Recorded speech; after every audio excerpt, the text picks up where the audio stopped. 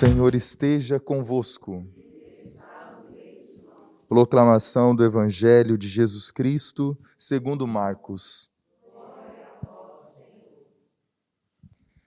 Tendo sido aclamado pela multidão, Jesus entrou no templo em Jerusalém e observou tudo. Mas, como já era tarde, saiu para Betânia com os 12. No dia seguinte, quando saíam de Betânia, Jesus teve fome. De longe, ele viu uma figueira coberta de folhas e foi até lá ver se encontrava algum fruto. Quando chegou perto, encontrou somente folhas, pois não era tempo de figos. Então Jesus disse à figueira: que ninguém mais coma de teus frutos. E os discípulos escutaram o que ele disse. Chegaram a Jerusalém. Jesus entrou no templo e começou a expulsar os que vendiam e os que compravam no templo. Derrubou as mesas dos cambistas e as cadeiras dos vendedores de pombas. Ele não deixava ninguém carregar nada através do templo.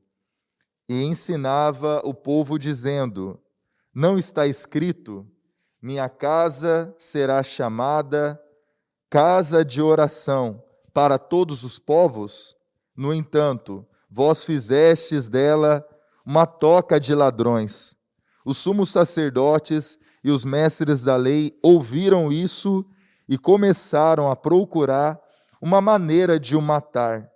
Mas tinham medo de Jesus, porque a multidão estava maravilhada com o ensinamento dele.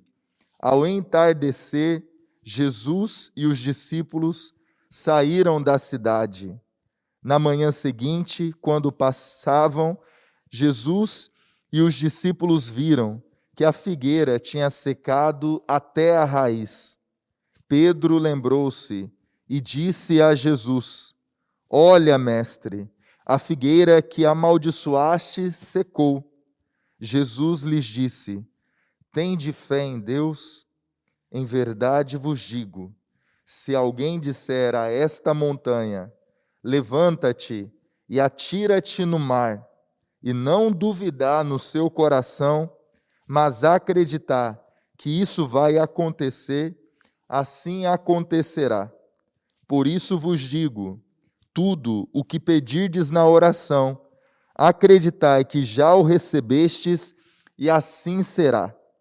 Quando estiverdes rezando, perdoai tudo o que tiverdes contra alguém, para que o vosso Pai, que está nos céus, também perdoe os vossos pecados. Palavra da salvação.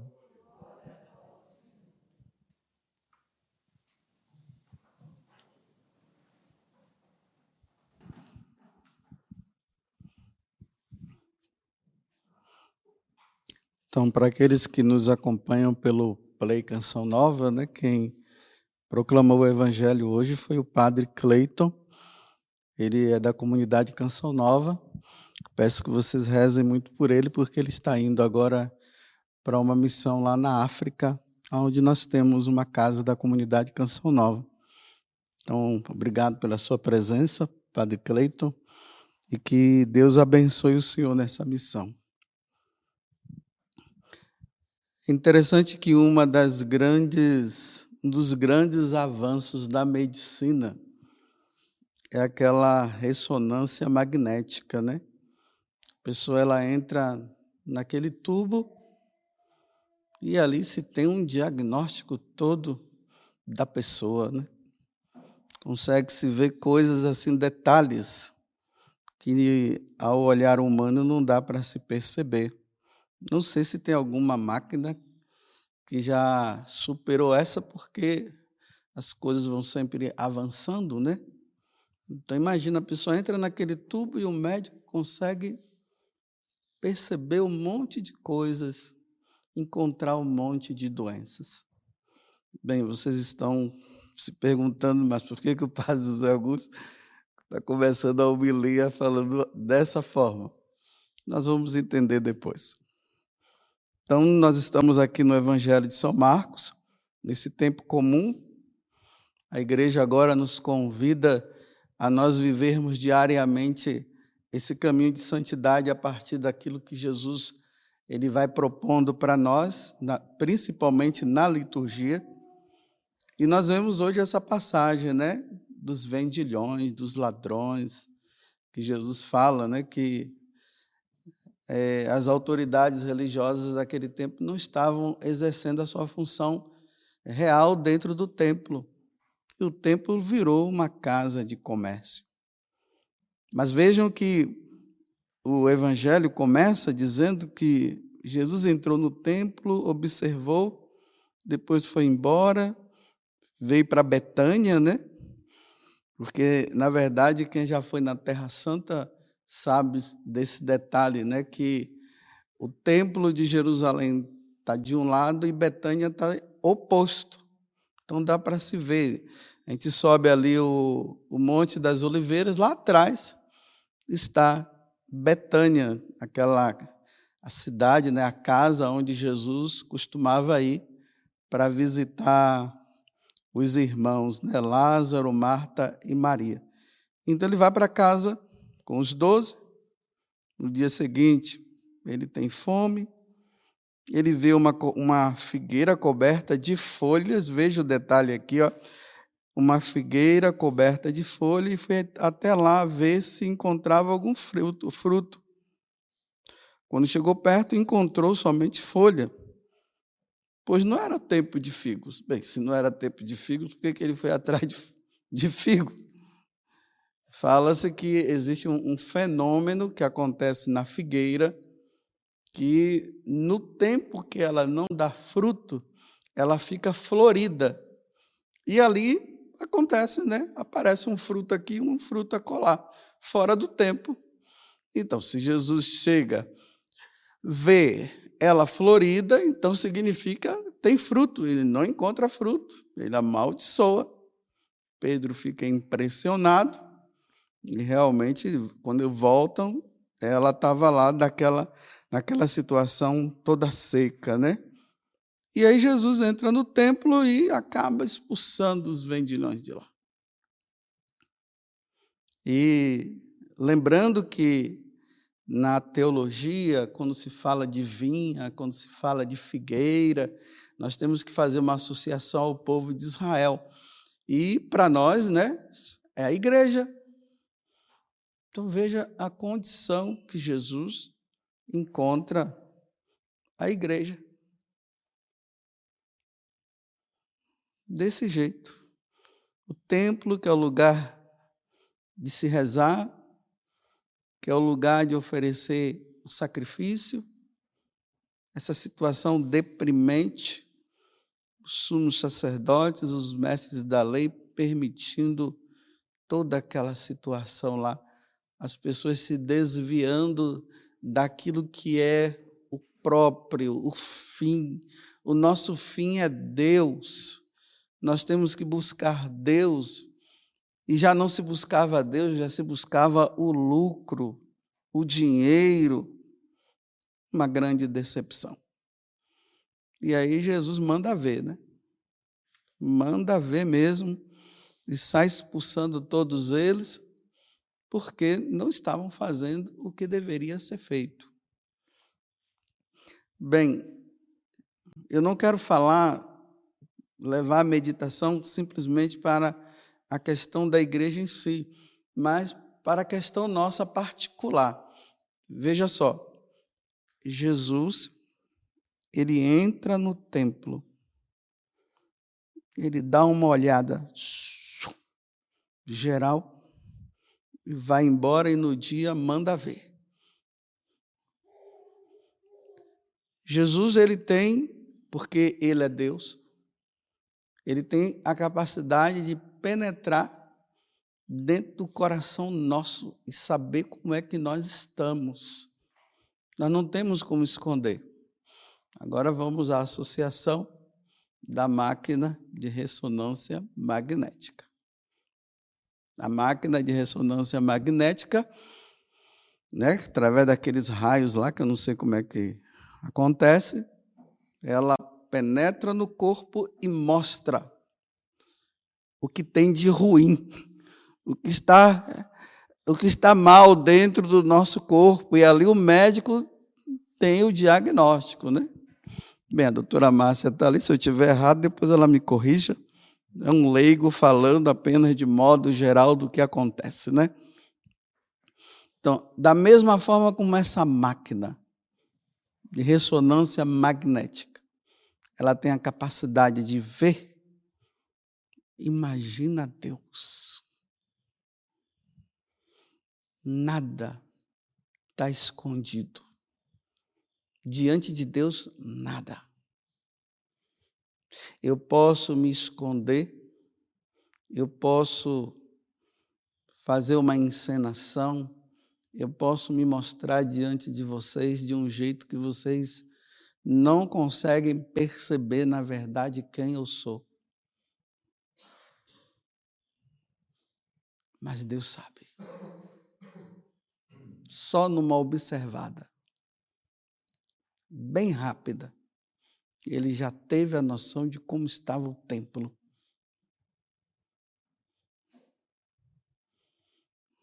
Eu me pergunto e pergunto a você. Jesus aparecendo diante de você e dando uma olhada. E essa olhada não é exterior, é interna. O que é que ele vai encontrar?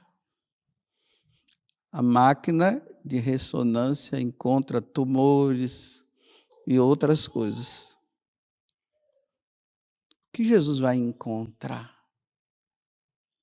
Esse templo do Espírito Santo, que é você e que sou eu, como é que ele está?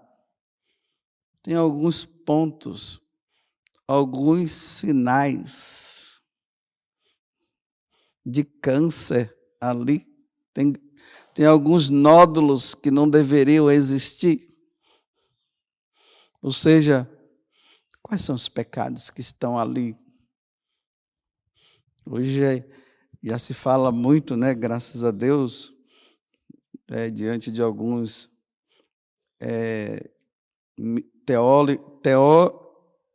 teóricos ou teólogos da parte mística. Muitos de vocês agora estão estudando, eles falam, né, dessa questão do pecado dominante. Tem muita gente que agora já sabe o meu pecado dominante. Bem, não deveria existir o pecado dominante. Já está dominado. Mas esse pecado dominante, que está aí, que ninguém vê, só Deus, quando você vai arrancá-lo? Quando você vai tirá-lo? Será que vai ser preciso Jesus pegar o chicote e sair dessa forma, fazendo tudo isso? Esse pecado que muitas vezes nos domina, que não era para dominar, já era para ser extirpado da nossa vida. Esse pecado, quando nós passarmos dessa vida para outra, será que nós vamos levá-lo? E ainda mais se for um pecado dominante grave. Se for um pecado dominante, mas venial, no purgatório se resolve. Lá purifica e tudo bem, depois nós vamos para o céu. Mas se for mortal, não vai para o purgatório, vai para o inferno. Você vai permitir que esse pecado dominante, que pode colocar em risco a sua salvação, ele continue dominando? Porque quando nós captamos o tipo de pecado que nós temos, como diz os santos, né? São Francisco de Sales e tantos outros, nós temos que investir nele, olhar para ele e dizer: agora eu vou tirar ele da minha vida.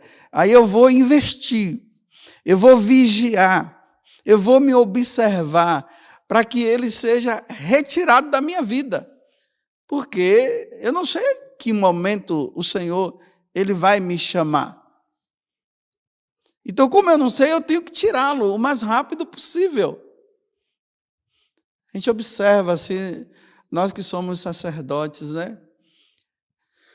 Ali no confessionário, existem pessoas assim que parece que se acostumou com aquele pecado. Aí faz assim, faz, confessa. Depois volta, faz, confessa. Vai, confessa, faz de novo e fica nesse jogo de ping-pong e nunca que parece que sai da situação, mas até quando, aonde está verdadeiramente o esforço? Aonde está a vontade que é aplicada para dizer: não, eu tenho que dissipar isso da minha vida? Pecado e melancolia não pode fazer parte da minha vida. Será que há verdadeiramente um desejo de tirar, ou já se acostumou? Confesso, faço e confesso. E o pior ainda é quando faço, comungo e confesso. Aí faço, comungo, porque se é um pecado grave, não pode comungar, só depois da confissão. Então, eu cometo um pecado duplo, porque é sacrilégio, eu cometo o pecado mortal, comungo, e depois eu busco a confissão. Até quando?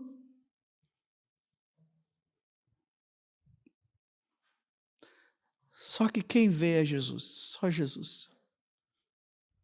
Só quem vê se realmente está havendo esforço para retirar isso ou não é Jesus. Só Ele. Nós conseguimos disfarçar muito bem. Nós não vamos, meus irmãos, conseguir crescer na vida interior. Hoje se fala também muito disso, né? Graças a Deus as pessoas estão entendendo agora que nós precisamos crescer na nossa interioridade, a nossa vida interior. Essa vida onde lá no interior eu tenho essa união com Deus verdadeira. A minha vida, a vida está totalmente voltada para Deus, nessa interioridade. Mas ninguém consegue crescer na vida interior nesse jogo de ping-pong, não. Não se cresce. Vai ficar sempre num plano superficial. Nós não podemos, olha, pelo tempo que nós temos de vida com Deus, olha bem, Israel, o povo de Israel, desde Abraão, quando Jesus chega, eles se prepararam tanto para esperar Jesus chegar, e quando Jesus chega, encontra o povo de Israel naquela situação deprimente. Olha a igreja como é que está agora.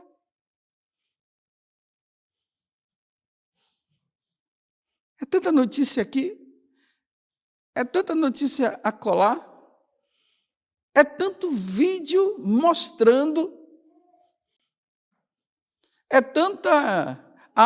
são tantos áudios, são tantos comentários a favor e contra, mas com tantos comentários a favor e contra, com tantos vídeos mostrando declaradamente tantas coisas que não convém a um cristão, que não convém a um sacerdote, que não convém a um consagrado, que não convém a um religioso e uma religiosa. Então, quando isso vai acabar?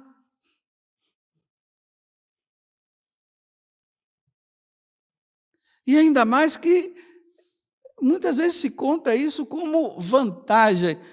E a vantagem é essa, não, a igreja agora, ela se desenvolveu mais, ela cresceu mais no conhecimento, ela cresceu mais no pecado. A igreja cresce, nós crescemos na nossa vida com Deus quando nós dissipamos o pecado.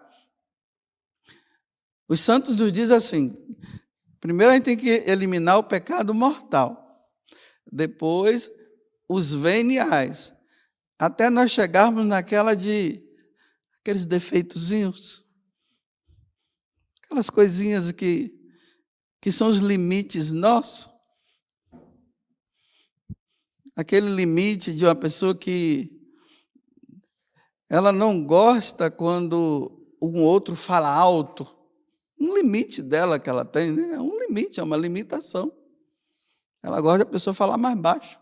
Imagine, o nosso crescimento espiritual ele tem que passar por todas essas fases. Claro, o pecado venial vai aparecer sim, nós vamos estar lutando, esses defeitos nossos também, mas o mortal não. Mas o mortal agora virou moda. É moda viver o pecado mortal. E ainda é criticado quem está procurando viver uma vida mais santa.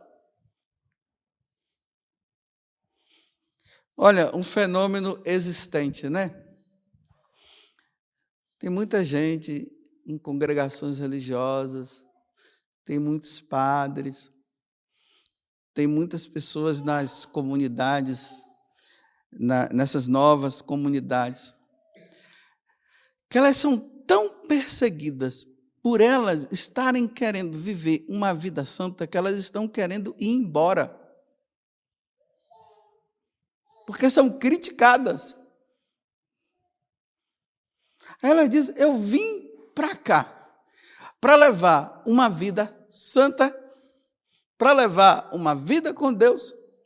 E aqueles que passaram por todo um processo comigo, estão numa vida tão mundana que eu não estou aguentando mais. É isso que as pessoas dizem. Eu não estou aguentando mais tanta crítica, tanta coisa, e me falam isso, então eu vou ser santo lá fora, é assim que as pessoas estão falando. Eu vou levar minha vida de santidade lá fora. Porque se aqui que eu fui chamado para ser santo, eu sou tão criticado, aí você vê sacerdotes mudando, né, de uma diocese para outra, tentando encontrar uma diocese que encontre padres que estejam mais ou menos nessa linha de desejo de santidade. Você encontra religiosas mudando de convento, tentando encontrar um lugar melhor, porque ali não está dando mais. Porque não aguentam, é tanta pressão. O mal virou o bom, e o bom virou o mal. O desejo de santidade é uma crítica, desculpe usar essa expressão, né? Arretada, como nós dizemos lá na Bahia. A crítica e tal, e vai e tal. Mas Deus sabe o coração de cada um.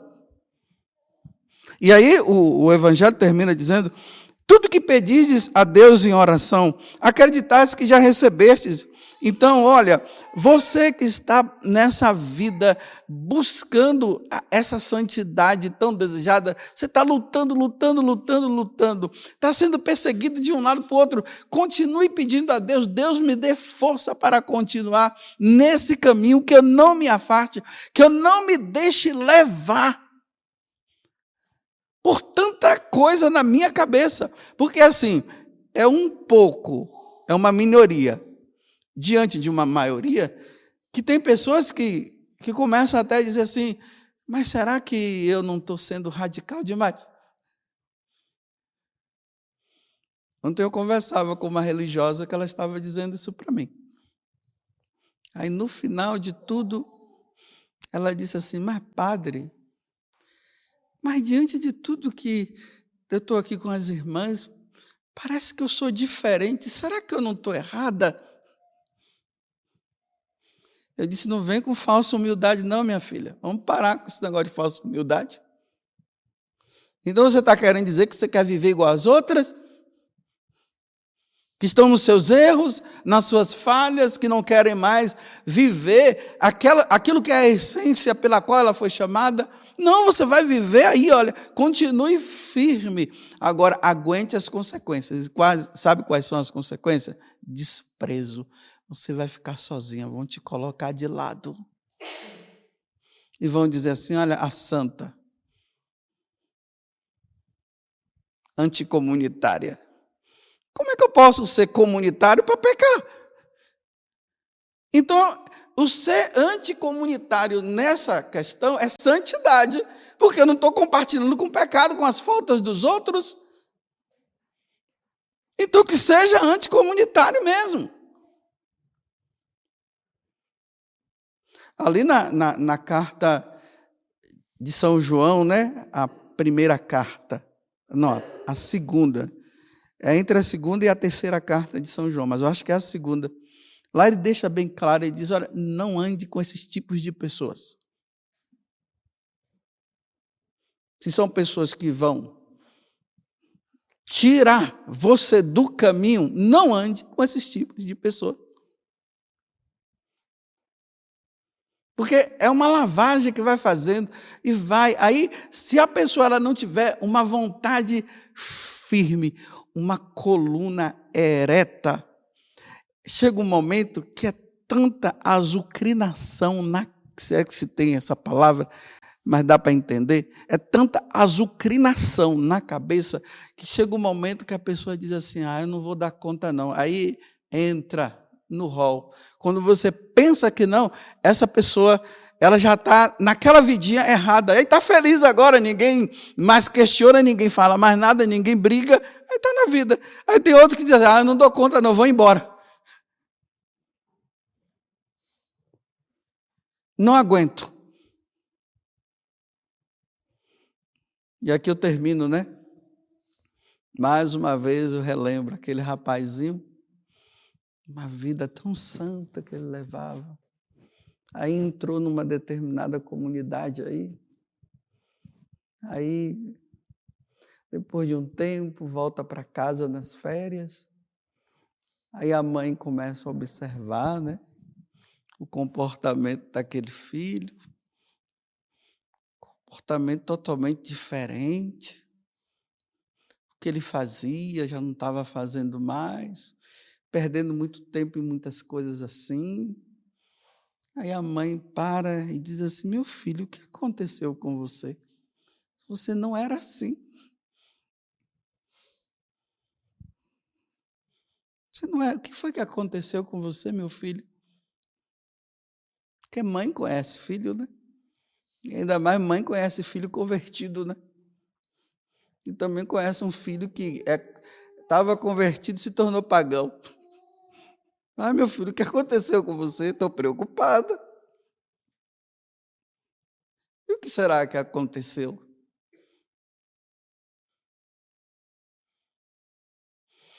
Então, que Jesus nos olhe hoje, porque Ele está nos olhando, não é para